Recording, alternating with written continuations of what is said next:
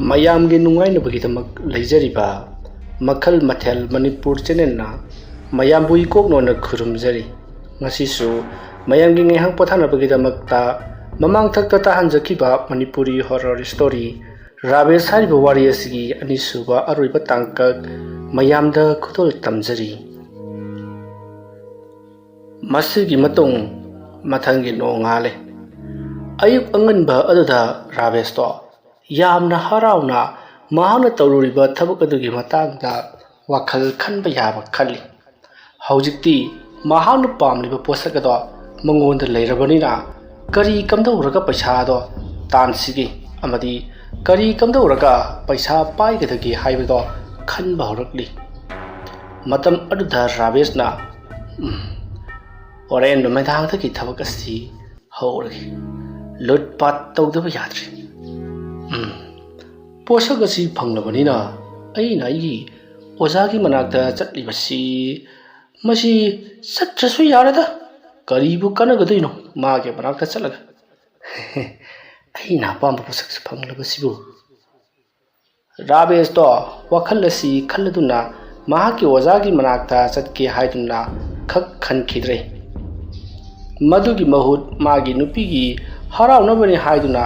ꯊꯕꯛ ꯏꯪꯈꯥꯡ ꯇꯧꯗꯨꯅ ꯂꯩꯈ꯭ꯔꯦ꯫ ꯌꯨꯝꯒꯤ ꯌꯦꯡꯅꯈꯥ ꯌꯦꯡꯒꯣꯜ ꯁꯦꯡꯗꯣꯛꯄ ꯑꯇꯩ ꯑꯇꯩ ꯍꯤꯡꯒꯣꯜ ꯁꯝꯕꯜꯅꯆꯤꯡꯕ ꯁꯦꯝꯖꯤꯟꯕꯅꯆꯤꯡꯕ ꯇꯧꯈ꯭ꯔꯦ꯫ ꯃꯁꯨꯝꯅ ꯇꯧꯗꯨꯅ ꯃꯇꯝ ꯑꯗꯣ ꯍꯧꯖꯤꯟꯈ꯭ꯔꯕꯗ ꯅꯨꯡꯊꯤꯜꯒꯤ ꯃꯇꯝ ꯑꯣꯏꯔꯛꯂꯦ꯫ ꯁꯣꯝꯗ ꯅꯥꯀꯜ ꯑꯃꯗꯅ ꯔꯥꯕꯦꯁꯀꯤ ꯇꯥꯛꯄꯤ ꯇꯝꯕꯤꯔꯤꯕ ꯑꯣꯖꯥ ꯅꯨꯄꯥ ꯑꯗꯨꯅ ꯀꯔꯤꯅꯣꯅꯦ ꯔꯥꯕꯦꯁꯇꯨ ꯉꯁꯤ ꯂꯥꯛꯇ꯭ꯔꯤꯕꯁꯤꯕꯨ? ꯉꯔꯥꯡ ꯑꯩꯅ ꯄꯤꯈꯤꯕ ꯄꯣꯠꯁꯛ ꯑꯗꯨ ꯃꯍꯥꯛꯅ ꯆꯥꯡꯌꯦꯡ ꯄꯥꯡꯊꯣꯛꯂꯤꯕ ꯖꯥꯠꯂꯥ?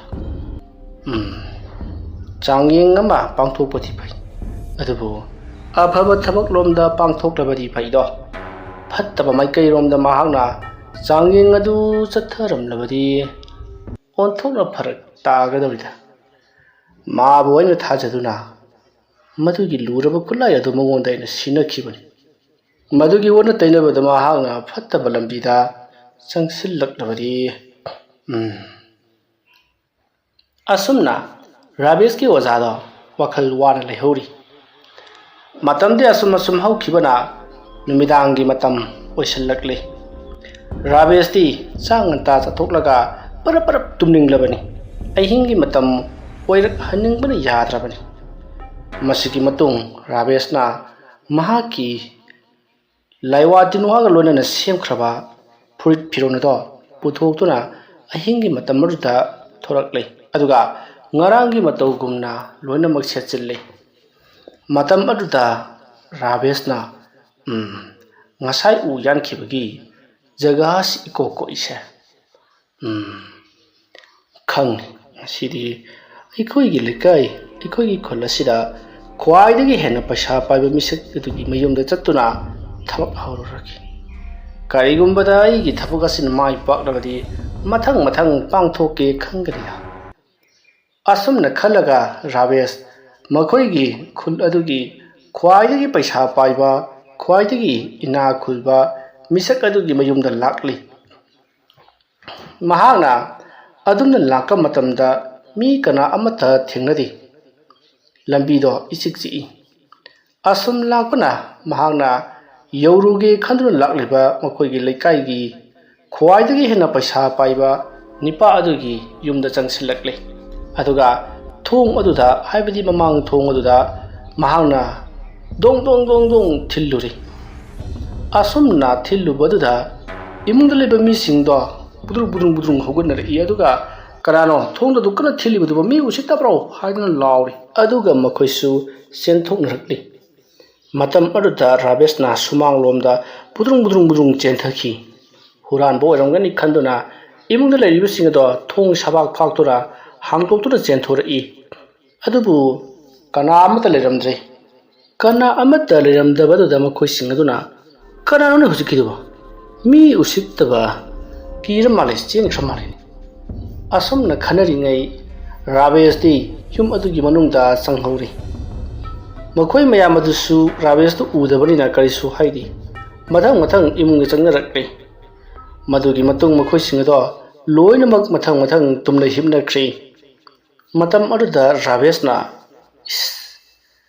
yum masidi ontokna phajakrada masidabu sana lupa leiramdana karaida leiramgudoribano asumna khalaga Raveshna ka khuding changduna koithi thirakli adumna mahana ka khudingi sana lupa asum thirakpada ka amada yum madugi angang nupi masa mayam amasu magi kada tumnamlibani madu urubada Ravesh to masada haifung khangdaba kariguma mihullama stongnakli masidagi di mahangna sana lupa singado thibagi mahut tumdun leiriba laisabi masa sing aduda karigumba thabak khara tawragi khanduna tapna sangselai madam maruda nupi masa singadudi karisu khangmarati nungaina tumdun leiribani masidagi Raveshna tumdun leiriba nupi masa do mahakna maring makha tamna sizinanaba honarakpada nupi adu sumikap thorakle mahakna koilaw lauri adubu mahakki manakadi kanasu laiti masidagi di Raveshna nupi masa adubu mahang maning tamna sizinakre thongado makoigi imungi misingna hangtu haiduna yamna kanna thilakli phakai nabusu honarakli adumna tawringai nupi masa do adumak wakhal ta khidre masigi matung thong phakai duna changlakpadadi nupi masa do wakhal manglaga phamung mathak aduda yamna phibam chadana leiramle tanja asida Ravesh di mataida leisinduna mahakti yamna nungaina leiribani mayam do kayo tawribasigo haiduna makoi mayam marang langnari aduma langnari ngai tanja yengduna Ravesh ka adudagi thokri ka adugi thongjil manakta leiba miyo yamana ka adudagi kanagumba ma thokibagi sahum phangbada mamai leiduna yengi adubu kanasu udabadagi makoi ado kayo tawribasigo haiduna khanaduna leihori Ravesh di yaman nungaina chatkri asumna tawduna matam madu hokrabada mathangi nongalak leikai miyam punamak tholiba tawribasing adugi matangda hojikti loinamak khangnarakle masak udaba but ama laklaga leikai asigi leiriba nupi macha mabu phattaba thabak chatharamle haiduna mayam mathang pau sandongnarakle adubu makhoi kharanadi thajaba kawba leiramde magi do tawsinaribani mahaki khangnajabani ba ado maduk lakpa oiramgani haiduna makhoi mayam lana ubuki asumna numit adugi numidang mo oirakle numidang aduda Ravesh to atopa yum amada amuk changnakli yum maduda changatlaga hantamukti mahangna hek phangba sana lupa lawba yaba makhai lawri aduga mahaki litliba furit adugi yauriba puri khawaduda pulap hapsillaga karak laksinna kisankri madugi matung mahangna ngarang tawkibaduga sap manana kanada chathasigi haiduna jingnakpada kana amata haibati imungaduda leisabi amata leiramdre adubu maunaha amadi leiramle asumna tawduna Ravina maunaha aduda su phattaba thabak chatharamlaba matung mahak chenkri hantamukti mayamdo asum kiba mipainaba haurakli mathangi nongalakpadana marang tholiba thogok adugi matangda sanduknarakpada hana thajanramdaba mayamdo thajanaba haurakli leikai asida masak udaba masak khangdaba but ama thokle haiduna mayamado kinaba haurakle aduga sana lupas uhurankhre aduga miyoibagi mathakta amuksu mahangna aningba apamba chathari tawgadaba masak uhugdabarina kanano karino haiba khangdre madugi butto mayo maibi natanadi yararoi haiduna wa launnarakli tawriba thabagase mana manin naidana loisanbasu yauribani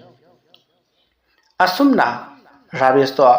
khajik asum migi maput maran huranba aduga mahangna aningba pamba chathaba kaya ba tarokli kana amata su mahakni haiba khangma ngamdri phaba sungamdri haujikti Ravesh nongmugi tamna sum nungairakli asumna matam khara Ravesh to yamna nungaina mahana tawriba thabakata yamna nungaina chathari leikai miyamna su khangba kawba leitri masigi matung leikai adu leiriba maibi pandit mayam do hojikti wa tanari leikai gi ahalaman sing yauna numise ayuki matamni ꯃꯈꯣꯏꯒꯤ ꯆꯥꯎꯔꯕ ꯎ ꯋꯥꯅ ꯄꯨꯡꯀꯣꯏ ꯀꯣꯏꯁꯟꯕ ꯂꯝꯄꯥꯛ ꯑꯗꯨꯒꯤ ꯃꯇꯥꯏ ꯑꯣꯏꯔꯞꯅ ꯍꯧꯔꯤꯕ ꯆꯥꯎꯔꯕ ꯈꯣꯡꯅꯥꯡꯕꯣꯠ ꯄꯥꯝꯕꯤ ꯑꯗꯨꯒꯤ ꯃꯈꯣꯡꯗ ꯃꯌꯥꯝ ꯐꯝꯗꯨꯅ ꯋꯥꯔꯤ ꯋꯥꯇꯥꯏ ꯁꯥꯟꯅꯔꯤ ꯍꯩꯅꯧ ꯄꯥꯝꯕꯤꯁꯤꯡꯁꯨ ꯍꯧꯔꯤꯕꯅꯤ ꯑꯁꯨꯝꯅ ꯃꯌꯥꯝ ꯋꯥꯔꯤ ꯁꯥꯟꯅꯔꯛꯄꯗ ꯃꯤꯑꯣꯏ ꯑꯃꯅ ꯑꯩꯈꯣꯏꯒꯤ ꯂꯩꯀꯥꯏꯗ ꯊꯣꯛꯂꯤꯕ ꯕꯨꯠ ꯑꯁꯤ ꯀꯔꯝꯍꯥꯏꯅ ꯇꯧꯕ ꯕꯨꯠꯅꯣ ꯈꯪꯗꯦ ꯃꯍꯥꯛꯅ ꯌꯨꯝ ꯑꯗꯨꯒꯤ ꯁꯅꯥ ꯂꯨꯄꯥ ꯄꯨꯝꯅꯃꯛꯁꯨ ꯍꯨꯔꯥꯜꯂꯤ ꯑꯗꯨꯒ ꯌꯨꯝ ꯑꯗꯨꯗ ꯂꯩꯕ ꯅꯨꯄꯤ ꯑꯃꯗꯤ ꯁꯨꯡꯁꯣꯏ ꯁꯣꯏꯗꯅ ꯃꯍꯥꯛꯀꯤ ꯅꯨꯄꯤ ꯑꯣꯏꯅ ꯊꯅꯝꯂꯤꯕꯅꯤ ꯃꯁꯤ ꯀꯔꯤꯒꯨꯝꯕ ꯑꯃꯗꯤ ꯂꯩꯔꯦ ꯀꯅꯥꯒꯨꯝꯕꯅ ꯕꯨꯠ ꯁꯥꯟꯅꯔꯒ ꯃꯗꯨꯒꯤ ꯕꯨꯠ ꯑꯗꯨꯒꯤ ꯐꯠꯇ꯭ꯔꯕ ꯁꯣꯔꯦꯅꯆꯤꯡꯕ ꯆꯥꯗꯥ ꯅꯧꯗꯥ ꯁꯟꯗꯣꯛꯅꯅꯕꯒꯤꯗꯃꯛ ꯇꯧꯔꯤꯕ꯭ꯔꯥ ꯍꯥꯏꯕ ꯈꯪꯗ꯭ꯔꯦ ꯃꯃꯥꯡ ꯃꯇꯝꯗ ꯊꯥꯖꯅꯔꯝꯗ꯭ꯔꯕꯗꯨꯁꯨ ꯍꯧꯖꯤꯛꯇꯤ ꯑꯩꯒꯤ ꯏꯃꯨꯡꯗ ꯊꯣꯛꯂꯕꯅꯤꯅ ꯊꯥꯖꯗꯕ ꯌꯥꯔꯔꯣꯏ ꯃꯇꯝ ꯑꯗꯨꯗ ꯃꯤꯑꯣꯏ ꯑꯃꯅ ꯃꯥꯅꯤ ꯃꯗꯨꯒꯤ ꯕꯨꯠ ꯑꯗꯣ ꯑꯊꯨꯕ ꯃꯇꯝꯗ ꯂꯣꯏꯁꯤꯟꯒꯗꯕꯅꯤ ꯑꯗꯨꯒ ꯕꯨꯠ ꯑꯗꯣ ꯑꯩꯈꯣꯏꯒꯤ ꯏꯃꯥꯡꯗꯁꯨ ꯄꯨꯊꯣꯛꯀꯗꯕꯅꯤ ꯃꯗꯨ ꯑꯣꯏꯅ ꯁꯨꯝ ꯈꯟꯕꯗ ꯃꯗꯨ ꯕꯨꯠ ꯃꯥꯟꯗꯦ ꯀꯅꯥꯒꯨꯝꯕ ꯃꯤꯑꯣꯏ ꯑꯃꯅ ꯃꯍꯥꯛꯀꯤ ꯃꯁꯛ ꯎꯗꯅꯕꯒꯤꯗꯃꯛꯇ ꯂꯩꯋꯥ ꯇꯤꯟꯋꯥ ꯁꯤꯖꯤꯟꯅꯔꯒ ꯃꯍꯥꯛꯄꯨ ꯎꯗꯅꯕꯒꯤꯗꯃꯛ ꯂꯣꯠꯂꯒ ꯊꯕꯛ ꯑꯁꯦ ꯄꯥꯡꯊꯣꯛꯄ ꯃꯥꯜꯂꯤ ꯕꯨꯠꯅꯕꯨ ꯑꯁꯤꯒꯨꯝꯕ ꯊꯕꯛ ꯇꯧꯕ ꯍꯧꯅꯗꯦ ꯕꯨꯠ ꯍꯥꯏꯕꯁꯤꯗꯤ ꯃꯤ ꯍꯥꯠꯄ ꯃꯤ ꯀꯤꯍꯟꯕ ꯑꯃꯗꯤ ꯃꯤꯒꯤ ꯑꯋꯥꯕ ꯇꯥꯍꯟꯕ ꯍꯥꯏꯕꯁꯤꯅꯤ ꯑꯗꯨꯕꯨ ꯃꯍꯥꯛꯇꯤ ꯁꯅꯥ ꯂꯨꯄꯥ ꯍꯨꯔꯥꯜꯂꯤ ꯃꯤꯒꯤ ꯅꯨꯄꯤ ꯑꯉꯥꯡꯒꯤ ꯀꯥꯗ ꯁꯣꯛꯂꯤꯕꯅꯤ ꯃꯇꯝ ꯑꯗꯨꯗ ꯑꯃꯅ ꯑꯃꯨꯛ ꯕꯨꯠ ꯍꯥꯏꯕꯁꯤꯗꯤ ꯑꯋꯥꯕ ꯇꯥꯍꯜꯂꯤ ꯍꯥꯏꯔꯤꯕꯗꯨ ꯆꯨꯝꯗ꯭ꯔꯣ ꯃꯥꯅ ꯑꯩꯈꯣꯏꯒꯤ ꯅꯨꯄꯤ ꯑꯉꯥꯡꯁꯤꯡꯗ ꯃꯈꯨꯠ ꯃꯁꯥ ꯁꯥꯡꯕꯇ ꯅꯠꯇꯅ ꯁꯅꯥ ꯂꯨꯄꯥ ꯄꯨꯝꯅꯃꯛ ꯍꯨꯔꯥꯟꯈ꯭ꯔꯤꯕꯅꯤ ꯃꯔꯝ ꯑꯗꯨꯅ ꯃꯥꯅ ꯇꯧꯔꯤꯕ ꯊꯕꯛꯁꯤ ꯈ꯭ꯋꯥꯏꯗꯒꯤ ꯍꯦꯟꯅ ꯑꯋꯥꯕꯗꯨꯅꯤ ꯃꯥꯅ ꯄꯤꯔꯤꯕꯁꯤ ꯑꯗꯨꯅ ꯑꯩꯈꯣꯏꯒꯤꯗꯤ ꯑꯃꯕꯨ ꯑꯣꯏꯔꯦ ꯃꯁꯤꯕꯨ ꯃꯥꯡꯍꯟꯗꯕ ꯁꯨꯡꯌꯥ ꯌꯥꯔꯣꯏ ꯑꯗꯨꯝꯅ ꯃꯊꯪ ꯍꯥꯏꯔꯛꯄꯗ ꯑꯃꯥꯏꯕꯁꯤꯡ ꯑꯗꯨꯒꯤ ꯃꯔꯛꯇꯒꯤ ꯈꯔ ꯑꯍꯜ ꯑꯣꯏꯕ ꯑꯃꯥꯏꯕ ꯑꯃꯅ ꯉꯥꯏꯈꯣ ꯑꯃꯨꯛꯀ ꯇꯞꯊꯅꯈꯣ ꯁꯤꯗꯩꯁꯤꯗ ꯑꯃꯒ ꯋꯥ ꯌꯥꯈꯣꯝ ꯇꯧꯅꯗꯨꯅ ꯀꯣꯏꯂꯥꯡ ꯂꯥꯡꯕꯅꯗꯤ ꯀꯥꯟꯅꯔꯣꯏ ꯇꯧꯔꯤꯕ ꯊꯕꯛ ꯑꯁꯤ ꯀꯔꯝꯅ ꯇꯧꯔꯛꯄꯅꯣ ꯑꯃꯗꯤ ꯕꯨꯠ ꯑꯗꯨꯅ ꯄꯥꯝꯂꯤꯕꯁꯤ ꯀꯔꯤꯅꯣ ꯍꯥꯏꯕꯗꯨ ꯑꯩꯈꯣꯏ ꯈꯪꯗꯣꯛꯅꯅꯕꯒꯤꯗꯃꯛ ꯇꯧꯒꯗꯕꯅꯤ ꯑꯗꯨꯅ ꯑꯩꯈꯣꯏꯅ ꯀꯔꯤꯒꯨꯝꯕ ꯑꯃ ꯈꯟꯅꯔꯦ ꯍꯥꯏꯔꯤꯕ ꯊꯕꯛ ꯑꯁꯤ ꯄꯥꯡꯊꯣꯛꯂꯒ ꯑꯃꯨꯛꯇꯪ ꯌꯦꯡꯁꯤ ꯃꯇꯝ ꯑꯗꯨꯗ ꯃꯌꯥꯝꯅ ꯀꯔꯤ ꯊꯕꯛꯅꯣ ꯍꯥꯏꯗꯨꯅ ꯍꯪꯂꯛꯄꯗ ꯂꯩꯀꯥꯏ ꯑꯁꯤꯗ ꯂꯩꯕ ꯃꯁꯛ ꯃꯇꯧ ꯐꯖꯕ ꯅꯨꯄꯤ ꯑꯃ ꯈꯜꯂꯒ ꯑꯩꯈꯣꯏꯅ ꯑꯍꯤꯡꯒꯤ ꯃꯇꯝꯗ ꯊꯥꯗꯣꯛꯇꯨꯅ ꯊꯝꯒꯗꯕꯅꯤ ꯃꯇꯝ ꯑꯗꯨꯗ ꯕꯨꯠ ꯑꯗꯨꯅ ꯃꯍꯥꯛꯄꯨ ꯁꯣꯏꯗꯅꯃꯛꯀꯤ ꯆꯣꯡꯁꯤꯟꯈꯤꯒꯅꯤ ꯃꯍꯥꯛꯄꯨ ꯃꯥꯒꯤ ꯅꯨꯄꯤ ꯑꯣꯏꯅꯅꯕ ꯍꯣꯠꯅꯔꯛꯀꯅꯤ ꯅꯨꯄꯤ ꯑꯗꯨꯗ ꯁꯅꯥ ꯂꯨꯄꯥꯁꯨ ꯇꯞ ꯇꯥꯅ ꯁꯤꯖꯤꯟꯒꯗꯕꯅꯤ ꯃꯇꯝ ꯑꯗꯨꯗ ꯕꯨꯠ ꯑꯗꯨꯅ ꯅꯨꯄꯤ ꯑꯗꯨꯗ ꯍꯦꯛ ꯆꯣꯡꯁꯤꯟꯈꯤꯕꯒ ꯑꯩꯈꯣꯏꯅ ꯕꯨꯠ ꯑꯗꯨꯕꯨ ꯐꯥꯅꯅꯕ ꯍꯄꯥ ꯏꯟ ꯅꯨꯄꯥꯒꯤ ꯏꯟ ꯂꯥꯡ ꯃꯌꯥꯝ ꯑꯃ ꯂꯪꯁꯤꯟꯗꯨꯅ ꯃꯍꯥꯛꯄꯨ ꯐꯥꯍꯧꯒꯗꯕꯅꯤ ꯑꯗꯨꯃ ꯇꯧꯔꯕꯗꯤ ꯃꯁꯛ ꯎꯗ꯭ꯔꯕꯁꯨ ꯃꯍꯥꯛ ꯑꯩꯈꯣꯏꯅ ꯐꯥꯕ ꯌꯥꯔꯒꯗꯕꯅꯤ ꯑꯗꯨꯒ ꯈꯨꯗꯛ ꯑꯗꯨꯗ ꯑꯩꯈꯣꯏꯅ ꯑꯕꯦꯔ ꯑꯉꯥꯡꯕ ꯊꯤꯠꯇꯨꯅ ꯍꯩꯖꯤꯟꯒꯗꯕꯅꯤ ꯂꯩꯈꯣꯝ ꯍꯩꯖꯤꯟꯒꯗꯕꯅꯤ ꯃꯍꯥꯛꯀꯤ ꯃꯁꯛꯇꯨ ꯎꯅꯅꯕꯒꯤꯗꯃꯛ ꯑꯗꯨꯝꯅ ꯍꯥꯏꯔꯛꯄꯗ ꯃꯌꯥꯝꯅ ꯃꯗꯨꯒꯤ ꯊꯧꯔꯥꯡ ꯑꯗꯨꯗ ꯌꯥꯔꯛꯀꯗꯧꯔꯤꯕ ꯅꯨꯄꯤ ꯃꯆꯥ ꯑꯗꯨꯕꯨ ꯀꯅꯥꯅꯣ ꯑꯩꯈꯣꯏꯒꯤ ꯂꯩꯀꯥꯏ ꯑꯁꯤꯗ ꯑꯗꯨꯒꯨꯝꯕ ꯊꯧꯅꯥ ꯐꯕ ꯅꯨꯄꯤ ꯃꯆꯥ ꯑꯃꯠꯇ ꯂꯩꯇꯦ ꯃꯇꯝ ꯑꯗꯨꯗ ꯑꯃꯥꯏꯕꯁꯤꯡ ꯑꯗꯨꯅ ꯅꯨꯄꯤ ꯃꯆꯥ ꯑꯁꯦꯡꯕꯗꯤ ꯀꯗꯥꯏꯗꯒꯤ ꯇꯧꯔꯗꯒꯦ ꯅꯨꯄꯥꯅ ꯁꯥꯕ ꯅꯨꯄꯤ ꯑꯣꯏꯅ ꯇꯧꯒꯗꯕꯅꯤ ꯀꯔꯤꯒꯨꯝꯕꯗ ꯅꯨꯄꯥꯅ ꯁꯥꯕ ꯅꯨꯄꯤꯅ ꯇꯧꯕ ꯌꯥꯗ꯭ꯔꯒꯁꯨ ꯂꯩꯀꯥꯏꯁꯤꯒꯤꯅꯤ ꯇꯧꯗ ꯌꯥꯗ꯭ꯔꯕ ꯅꯨꯄꯤ ꯃꯆꯥ ꯑꯃ ꯀꯦꯔꯒ ꯊꯥꯗꯣꯛꯄ ꯇꯥꯕꯅꯤ ꯉꯁꯥꯏꯗꯒꯤ ꯉꯪꯅ ꯁꯛꯅꯔꯤꯕꯗꯣ ꯔꯥꯕꯦꯁꯁꯨ ꯂꯣꯏꯅꯃꯛ ꯇꯥꯔꯤꯕꯅꯤ ꯃꯥꯗꯤ ꯍꯣꯏ ꯃꯥꯏ ꯀꯔꯤꯃꯠꯇ ꯍꯥꯏꯗꯦ ꯃꯌꯥꯝꯅ ꯀꯔꯤ ꯊꯧꯔꯥꯡ ꯄꯥꯏꯈꯠꯂꯛꯀꯗꯒꯦ ꯍꯥꯏꯕꯁꯤꯅꯤ ꯃꯍꯥꯛꯅ ꯈꯪꯗꯣꯛꯅꯅꯕ ꯍꯣꯠꯅꯔꯤꯕꯁꯤ ꯑꯁꯨꯝꯅ ꯇꯧꯗꯨꯅ ꯍꯧꯖꯤꯛꯇꯤ ꯃꯇꯝ ꯑꯗꯨ ꯍꯧꯈ꯭ꯔꯤ ꯍꯣꯔꯦꯟ ꯅꯨꯃꯤꯗꯥꯡꯗꯤ ꯅꯨꯄꯥꯅ ꯅꯨꯄꯤ ꯁꯥꯕ ꯑꯃ ꯊꯥꯗꯣꯛꯂꯁꯤ ꯍꯥꯏꯗꯨꯅ ꯊꯧꯔꯥꯡ ꯄꯨꯝꯅꯃꯛ ꯂꯥꯡꯕ ꯂꯣꯏꯈ꯭ꯔꯦ ꯃꯇꯝ ꯑꯁꯤꯗ ꯔꯥꯕꯦꯁꯅ ꯃꯥꯅ ꯇꯧꯒꯗꯕ ꯊꯕꯛꯁꯤꯡ ꯂꯣꯏꯅꯃꯛ ꯃꯥꯅ ꯌꯥꯠꯄ ꯂꯣꯏꯈ꯭ꯔꯦ ꯅꯨꯃꯤꯗꯥꯡꯒꯤ ꯃꯇꯝꯅꯤ ꯑꯍꯤꯡ ꯑꯊꯦꯡꯕ ꯑꯗꯨꯗ ꯃꯌꯥꯝ ꯄꯨꯝꯅꯃꯛꯇꯣ ꯂꯨꯝꯂꯒ ꯂꯩꯅꯔꯤ ꯑꯗꯨꯒ ꯅꯨꯄꯥ ꯑꯃ ꯅꯨꯄꯤꯒꯤ ꯃꯑꯣꯡꯗ ꯀꯦꯔꯒ ꯃꯁꯝ ꯍꯥꯞꯇꯨꯅ ꯅꯨꯄꯤꯒꯤ ꯐꯤꯖꯣꯜ ꯁꯦꯠꯇꯨꯅ ꯁꯣꯔꯣꯛ ꯑꯗꯨꯗ ꯃꯍꯥꯛ ꯇꯨꯃꯤꯟꯅ ꯂꯩꯔꯤ ꯀꯣꯏꯆꯠ ꯆꯠꯇꯨꯅ ꯂꯩꯔꯤꯕꯅꯤ ꯍꯪꯒꯠ ꯍꯟꯗꯥ ꯑꯗꯨꯝꯅ ꯂꯩꯔꯤꯉꯩ ꯅꯨꯄꯤ ꯑꯗꯨꯒꯤ ꯃꯇꯨꯡꯂꯣꯝꯗ ꯍꯥꯏꯕꯗꯤ ꯅꯨꯄꯥꯅ ꯁꯥꯔꯤꯕ ꯅꯨꯄꯤ ꯑꯗꯨꯒꯤ ꯃꯇꯨꯡꯂꯣꯝꯗ ꯀꯅꯥꯒꯨꯝꯕ ꯑꯃ ꯂꯩꯕꯒꯤ ꯁꯥꯎꯝ ꯃꯉꯣꯟꯗ ꯐꯪꯂꯛꯄꯗꯒꯤ ꯀꯣꯏꯂꯩ ꯂꯩꯗꯨꯅ ꯌꯦꯡꯉꯤ ꯃꯇꯝ ꯑꯗꯨꯗ ꯇꯨꯡꯂꯣꯝꯗꯒꯤ ꯀꯔꯤꯒꯨꯝꯕ ꯈꯣꯟꯖꯦꯜ ꯑꯃꯅ ꯅꯪꯅ ꯇꯧꯔꯤꯕꯗꯣ ꯑꯩ ꯂꯣꯏꯅꯃꯛ ꯈꯪꯉꯤ ꯍꯥꯏꯔꯛꯄꯗ ꯅꯨꯄꯤ ꯁꯥꯔꯤꯕ ꯅꯨꯄꯥ ꯑꯗꯣ ꯁ꯭ꯋꯥꯏꯗ ꯂꯩꯔꯤ ꯍꯥꯏꯗꯨꯅ ꯃꯍꯥꯛꯇꯤ ꯀꯣꯏꯂꯥꯎ ꯂꯥꯎꯔꯝꯂꯒ ꯆꯦꯟꯈꯤꯒꯦ ꯇꯧꯔꯛꯄꯗ ꯏꯈꯪ ꯈꯪꯍꯧꯗꯅ ꯃꯍꯥꯛꯀꯤ ꯃꯅꯪꯒꯜ ꯑꯗꯨꯗ ꯀꯔꯤꯒꯨꯝꯕ ꯄꯣꯠꯁꯛ ꯑꯃꯅ ꯊꯣꯝꯂꯛꯄꯒꯨꯝ ꯁꯥꯐꯨ ꯀꯟꯅ ꯊꯣꯝꯂꯛꯄꯗ ꯊꯥꯖꯤꯟꯗ ꯄꯥꯟꯗꯨꯅ ꯍꯥꯏꯕꯗꯤ ꯃꯅꯪꯒꯟꯗꯒꯤ ꯊꯥꯖꯤꯟ ꯐꯥꯎꯗꯨꯅ ꯁꯣꯔ ꯐꯨꯟꯒꯠꯇꯨꯅ ꯂꯩꯃꯥꯏꯗ ꯇꯥꯔꯤ ꯃꯗꯨ ꯎꯕꯗ ꯃꯌꯥꯝ ꯄꯨꯝꯅꯃꯛ ꯆꯦꯟꯁꯤꯜꯂꯛꯏ mayam ꯆꯦꯟꯁꯤꯜꯂꯛꯄꯗꯗꯤ ꯅꯨꯄꯥ ꯑꯗꯨꯒꯤ ꯃꯁꯥꯗ ꯂꯣꯏꯅꯈꯤꯕ ꯁꯅꯥ ꯂꯨꯄꯥ ꯑꯃꯠꯇ ꯌꯥꯎꯔꯝꯗ꯭ꯔꯦ ꯅꯨꯄꯥ ꯑꯗꯨꯁꯨ ꯁꯣꯔ ꯐꯨꯟꯗꯨꯅ ꯃꯁꯥ ꯑꯗꯨ ꯃꯨꯁꯤꯟꯕ ꯃꯈꯩ ꯊꯔꯣ ꯑꯣꯟꯗꯨꯅ ꯈꯥꯡꯂꯤ ꯃꯗꯨꯒꯤ ꯃꯇꯨꯡ ꯃꯌꯥꯝꯅ ꯃꯍꯥꯛꯄꯨ ꯌꯨꯝꯂꯣꯝꯗ ꯄꯨꯔꯛꯂꯤ ꯑꯁꯣꯝꯅ ꯌꯨꯝꯂꯣꯝꯗ ꯄꯨꯈꯤꯕꯗꯣ ꯔꯥꯕꯦꯁꯇꯤ ꯅꯣꯛꯂꯒ ꯌꯦꯡꯗꯨꯅ ꯂꯩꯍꯧꯔꯤꯕꯅꯤ ꯃꯗꯨꯒꯤ ꯃꯇꯨꯡ ꯅꯨꯄꯤ ꯁꯥꯕ ꯅꯨꯄꯥꯗꯣ ꯈꯔ ꯒ꯭ꯌꯥꯟ ꯂꯥꯛꯂꯦ ꯏꯁꯤꯡ ꯃꯥꯏꯁꯤꯡ ꯊꯥꯗꯨꯅ ꯂꯥꯛꯅꯕꯗꯒꯤ ꯃꯌꯥꯝꯅ ꯀꯔꯝ ꯇꯧꯔꯤꯕꯅꯣ ꯅꯍꯥꯛ ꯀꯔꯤꯃꯠꯇ ꯈꯪꯍꯧꯗꯕ꯭ꯔꯥ ꯍꯥꯏꯗꯨꯅ ꯍꯪꯂꯨꯕꯗ ꯅꯨꯄꯥ ꯑꯗꯨꯅ ꯑꯩꯒꯤ ꯇꯨꯡꯂꯣꯝꯗꯒꯤ ꯅꯪꯅ ꯇꯧꯔꯤꯕꯗꯣ ꯑꯩ ꯂꯣꯏꯅꯃꯛ ꯈꯪꯉꯤ ꯅꯪꯅ ꯅꯨꯄꯥꯅ ꯅꯨꯄꯤ ꯁꯥꯕ ꯑꯩꯕꯨ ꯂꯧꯊꯥꯛ ꯇꯧꯗꯨꯅ ꯐꯥꯅꯕ ꯍꯣꯠꯅꯕ ꯀꯔꯤꯁꯨ ꯀꯥꯟꯅꯔꯣꯏ ꯅꯨꯄꯤꯅ ꯅꯨꯄꯤ ꯅꯨꯄꯥꯅ ꯅꯨꯄꯥ ꯈꯦꯠꯅꯕ ꯌꯥꯝꯅ ꯂꯩ ꯍꯥꯏꯔꯝꯂꯒ ꯑꯩꯕꯨ ꯅꯪꯒꯜ ꯑꯁꯤꯗ ꯀꯥꯎꯔꯛꯄꯅꯤ ꯍꯥꯏꯗꯨꯅ ꯋꯥꯔꯤ ꯁꯥꯔꯤ ꯋꯥꯐꯝ ꯑꯗꯨ ꯇꯥꯕꯗ ꯃꯌꯥꯝꯗꯣ ꯄꯨꯡꯉꯛ ꯉꯛꯈ꯭ꯔꯤ ꯅꯨꯄꯤ ꯑꯁꯦꯡꯕ ꯑꯃ ꯇꯧꯗꯕ ꯌꯥꯔꯔꯣꯏ ꯍꯥꯏꯗꯨꯅ ꯃꯌꯥꯝꯗꯣ ꯋꯥ ꯇꯥꯅꯔꯤ ꯃꯇꯝ ꯑꯗꯨꯗ ꯃꯥꯒꯤ ꯃꯆꯥꯅꯨꯄꯤꯁꯤꯡ ꯀꯅꯥ ꯑꯃꯠꯇ ꯄꯨꯊꯣꯔꯛꯎ ꯍꯥꯏꯕ ꯌꯥꯗ꯭ꯔꯦ ꯃꯔꯝ ꯑꯗꯨꯅ ꯀꯔꯤ ꯇꯧꯁꯤꯒꯦ ꯍꯥꯏꯗꯨꯅ ꯋꯥ ꯇꯥꯅꯔꯕ ꯃꯇꯨꯡ ꯂꯥꯏꯕꯛ ꯆꯥꯡ ꯌꯦꯡꯅꯁꯤ ꯍꯥꯏꯗꯨꯅ ꯏꯁꯣꯔꯒꯤ ꯑꯣꯏꯕ ꯀꯔꯤꯒꯨꯝꯕ ꯈꯔ ꯌꯦꯡꯅꯁꯤ ꯍꯥꯏꯅꯔꯗꯨꯅ ꯃꯈꯣꯏ ꯃꯊꯪ ꯄꯥꯏꯈꯠꯂꯛꯂꯤ ꯃꯊꯪꯒꯤ ꯑꯌꯨꯛ ꯑꯉꯟꯕꯅꯤ ngasi numidang puthokadoriba nupi machasing masak phajaba chum phiran chabasing khadolaba matung makoi gi marakta karam chalan sigi haibado lai oiba karigumba yengdoribani haiduna paisal chapi chandi chapi langkatuna madubu laibak chang yenghalle nupi macha aduna khanba maikai taragana mahana ngamle asomna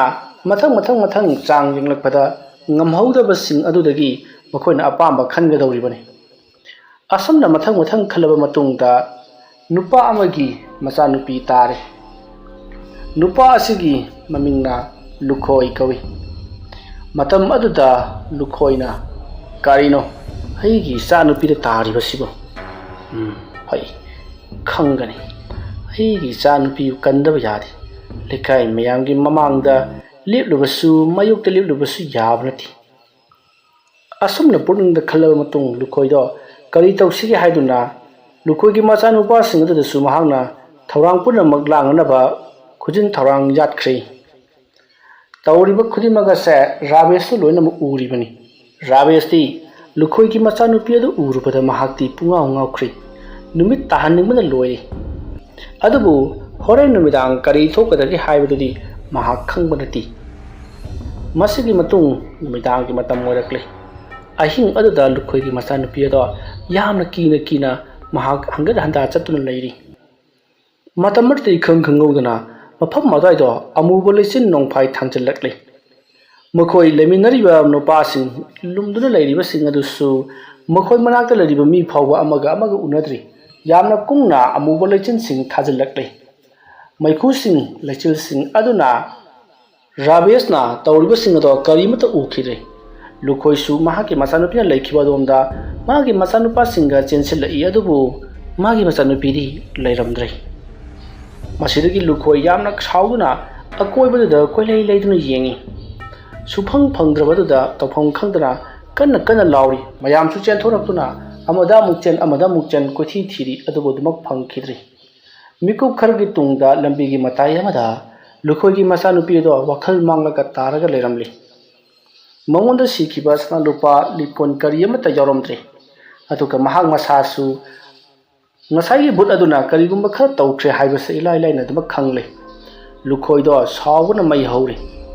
karigumba mahaku aina hek khanglakpada lemna sutha tharoi haiduna wasatli madugi matung maibasing na hawroli wafam kadingdu oithokloi da pot amani but haibasidi butni maiba ka thengnagadra hairaga mi ga sum thengaladi yaroi haiduna samurapadi maibasing do kari tawudabano haifam khangdre hariba pawasa rabeski takpi tambikhiba oja adugi manakong yorokle matam maruda oja adudi ilai laina khangle tawriba tholiba singasa rabesna tawhanbani haibasi masidagidi nipa aduna haibadi oja nupa aduna hojikti rabeski khulda chananabagi damakta thorang punamak langba loikhre ayuk anganba matamni rabeski lekai khul aduda nipa ado asum lai matamruda mayamna hainaribasi khul honguna faragani masigi wapal marakta leiba umang wawangi mariyaida leiba yum amadi khullasi marakta layudana aikoisu awaban taba tare masak udaba but amana akhoi gi nupi singse magi nupi loina oithokre aduga sanalu pasu tingba phaba sungamdaba maibu singasina yuklaga thamlibra khangdi haiduna wari sanaraga chatna khibado haujikti rabesh pu takpi tambiriba maibaduna sukhangle tare madugi matung maana sum lakpana umang wamangi mayaida leiba upal wapal na question ba khul masa at yoksilakuna rabesh ki oza aduna ahalamada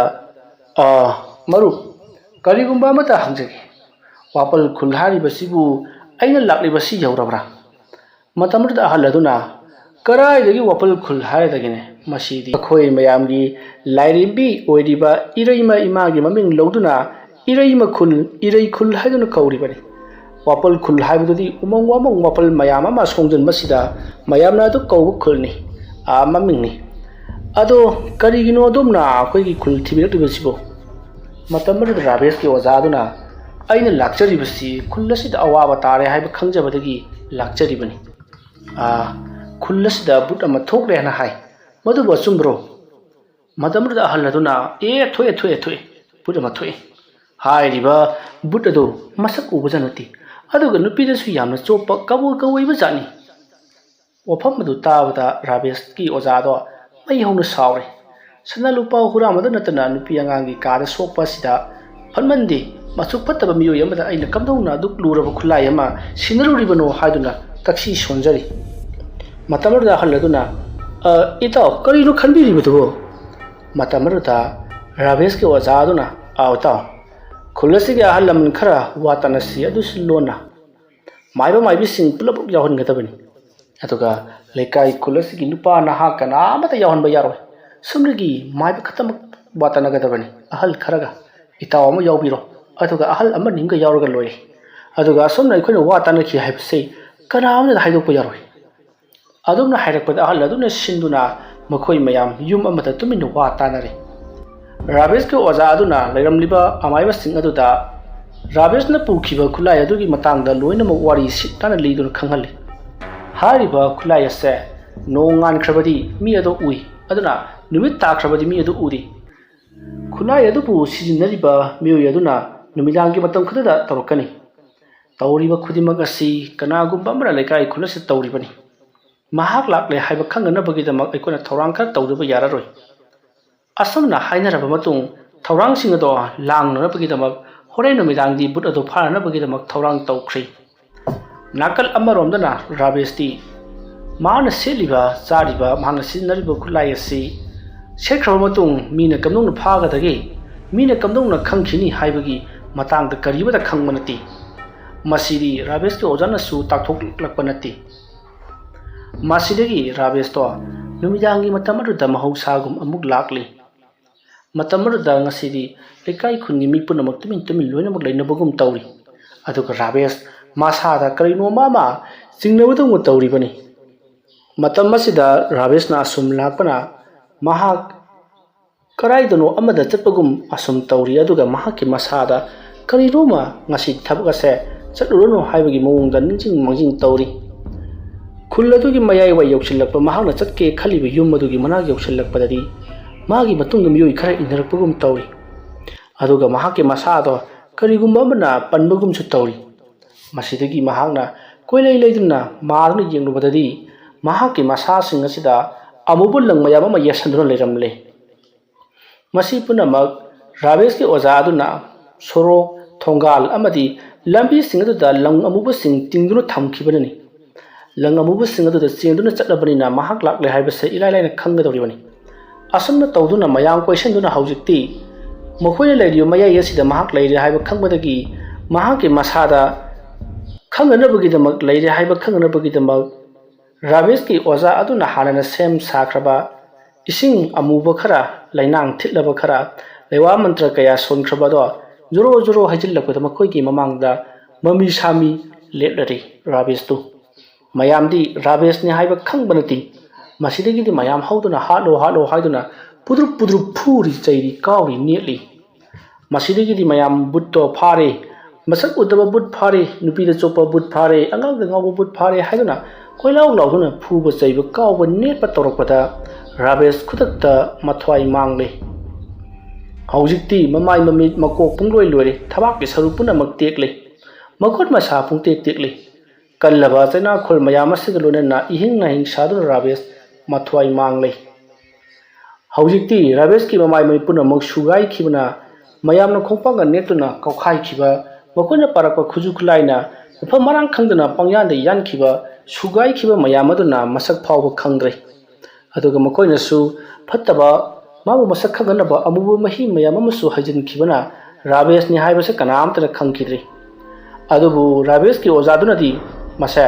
ꯔꯥꯕꯦꯁꯅꯤ ꯍꯥꯏꯕ ꯈꯪꯈꯤ꯫ ꯃꯁꯤꯗꯒꯤ ꯔꯥꯕꯦꯁꯀꯤ ꯑꯣꯖꯥꯗꯨꯅ ꯔꯥꯕꯦꯁꯅ ꯁꯦꯠꯂꯤ ꯆꯥꯔꯤꯕꯁꯤꯡ ꯑꯗꯨ ꯂꯣꯏꯅꯃꯛ ꯂꯧꯊꯣꯛꯈ꯭ꯔꯦ꯫ ꯃꯗꯨꯒꯤ ꯃꯇꯨꯡ ꯑꯃꯥꯏꯕꯁꯤꯡ ꯑꯗꯨꯅ ꯃꯤꯍꯨꯟ ꯂꯩꯔꯤꯕ꯭ꯔꯥ ꯍꯥꯏꯗꯨꯅ ꯔꯥꯕꯦꯁꯄꯨ ꯌꯦꯡꯂꯛꯄꯗ ꯃꯤꯍꯨꯟ ꯈꯔꯗꯤ ꯂꯩꯔꯤ꯫ ꯍꯧꯖꯤꯛ ꯔꯥꯕꯦꯁꯀꯤ ꯑꯣꯖꯥ ꯑꯗꯨꯅ ꯔꯥꯕꯦꯁꯅ ꯁꯦꯠꯂꯝꯕ ꯐꯤꯔꯣꯜꯁꯤꯡ ꯄꯨꯝꯅꯃꯛ ꯂꯧꯁꯤꯟꯗꯨꯅ ꯃꯍꯥꯛꯅ ꯈꯥꯎ ꯑꯃꯗ ꯅꯝꯁꯤꯟꯈ꯭ꯔꯒ ꯃꯍꯥꯛꯇꯤ ꯅꯣꯡꯉꯥꯟꯗ꯭ꯔꯤꯉꯩ ꯈꯨꯜꯂꯩꯗ ꯊꯥꯗꯣꯛꯇꯨꯅ ꯆꯠꯍꯧꯔꯒꯦ ꯍꯥꯏꯔꯝꯂꯒ ꯃꯍꯥꯛꯇꯤ ꯆꯠꯈ꯭ꯔꯦ꯫ ꯃꯌꯥꯝꯅ ꯑꯣꯖꯥ ꯅꯨꯄꯥ ꯑꯗꯨꯕꯨ ꯂꯥꯏꯅꯤ ꯍꯥꯏꯗꯨꯅ ꯈꯟꯅꯗꯨꯅ ꯂꯩꯍꯧꯔꯤ꯫ ꯃꯁꯤꯒꯤ ꯃꯇꯨꯡ ꯃꯃꯥꯏ ꯃꯃꯤꯠ ꯄꯨꯡꯇꯣꯏ ꯇꯣꯏꯔꯕ ꯔꯥꯕꯦꯁꯇꯣ ꯃꯌꯥꯝꯅ ꯃꯤꯍꯨꯟ ꯂꯩ ꯍꯥꯏꯗꯨꯅ ꯀꯩꯗꯧꯗꯨꯕꯅꯣ? ꯑꯗꯨꯅ ꯃꯍꯥꯛ ꯍꯤꯡꯅ ꯃꯩ ꯊꯥꯒꯗꯕꯅꯤ ꯍꯥꯏꯗꯨꯅ ꯃꯍꯥꯛꯄꯨ ꯁꯤꯡꯒꯪ ꯄꯩꯈꯠꯇꯨꯅ ꯍꯤꯡꯅ ꯃꯩ ꯊꯥꯈꯤ꯫ ꯑꯁꯨꯝꯅ ꯇꯧꯗꯨꯅ ꯃꯍꯥꯛꯀꯤ ꯊꯋꯥꯏ ꯃꯤꯔꯦꯜ ꯂꯥꯏꯔꯦꯝꯂꯦꯟꯗꯁꯨ ꯆꯪꯕ ꯉꯝꯗꯅ ꯃꯐꯝ ꯑꯗꯨꯋꯥꯏꯗ ꯇꯝꯅꯗꯨꯅ ꯃꯤꯔꯥꯜ ꯂꯝꯕꯥ ꯑꯣꯏꯗꯨꯅ ꯂꯩꯍꯧꯔꯤ꯫ ꯃꯃꯩꯊꯪꯗ ꯇꯧꯔꯤꯕ ꯈꯨꯗꯤꯡꯃꯛꯁꯦ ꯔꯥꯕꯦꯁꯅ ꯇꯧꯍꯟꯕ ꯉꯥꯛꯇꯅꯤ꯫ ꯔꯥꯕꯦꯁꯀꯤ ꯅꯨꯄꯤꯅꯁꯨ ꯃꯗꯨꯕꯨ ꯀꯔꯤꯁꯨ ꯍꯥꯏꯗꯦ, ꯈꯪꯅ ꯈꯪꯁꯤꯟꯅꯗꯕ ꯑꯣꯏꯔꯝꯒꯅꯤ ꯍꯥꯏꯗꯨꯅ ꯃꯊꯪ ꯄꯥꯎꯊꯣꯔꯛꯄꯗꯒꯤ ꯔꯥꯕꯦꯁꯀꯤ ꯅꯨꯄꯤꯁꯨ ꯇꯥꯕ ꯍꯩꯕ ꯉꯝꯂꯛꯇꯕꯗꯒꯤ ꯈꯨꯜ ꯑꯗꯣ ꯊꯥꯗꯣꯛꯂꯝꯂꯒ ꯃꯍꯥꯛꯁꯨ ꯈꯨꯜ ꯍꯣꯡꯈ꯭ꯔꯦ꯫ ꯑꯁꯨꯝꯅ ꯃꯃꯩꯊꯪꯗ ꯔꯥꯕꯦꯁꯀꯤ ꯃꯍꯥꯛꯀꯤ ꯂꯩꯔꯤꯕ ꯃꯍꯩ ꯑꯗꯣ ꯃꯐꯝ ꯆꯥꯗꯅ ꯃꯑꯣꯡ ꯃꯔꯤꯟ ꯇꯥꯗꯅ ꯁꯤꯖꯤꯟꯅꯔꯨꯕꯗꯒꯤ ꯃꯍꯥꯛꯀꯤ ꯅꯨꯄꯤ ꯑꯉꯥꯡꯁꯤꯡ ꯐꯥꯎꯕ ꯂꯩꯐꯝ ꯆꯥꯐꯝ ꯈꯪꯗꯅ ꯀꯪꯖꯥꯏ ꯐꯨꯖꯥꯏ ꯂꯩꯈꯤ꯫ ꯋꯥꯔꯤ ꯑꯁꯤ ꯃꯇꯥꯡ ꯑꯁ꯭ꯋꯥꯏꯗ ꯂꯣꯏꯁꯤꯟꯖꯔꯦ꯫ ꯑꯩꯅ ꯋꯥꯔꯤ ꯑꯁꯤ ꯄꯥꯊꯣꯛꯆꯕ ꯃꯇꯝꯗ ꯁꯣꯏꯈꯤ ꯂꯥꯟꯈꯤꯕ ꯌꯥꯎꯔꯕꯁꯨ ꯇꯥꯕꯤꯔꯤꯕ ꯄꯨꯝꯅꯃꯛꯅ ꯄꯨꯛꯆꯦꯜ ꯆꯥꯎꯅ ꯉꯥꯛꯄꯤꯒꯅꯤ꯫ ꯄꯨꯝꯅꯃꯛꯄꯨ ꯑꯔꯣꯏꯕꯗ ꯑꯃꯨꯛꯀ ꯍꯟꯅ ꯈꯨꯔꯨꯝꯖꯔꯤ꯫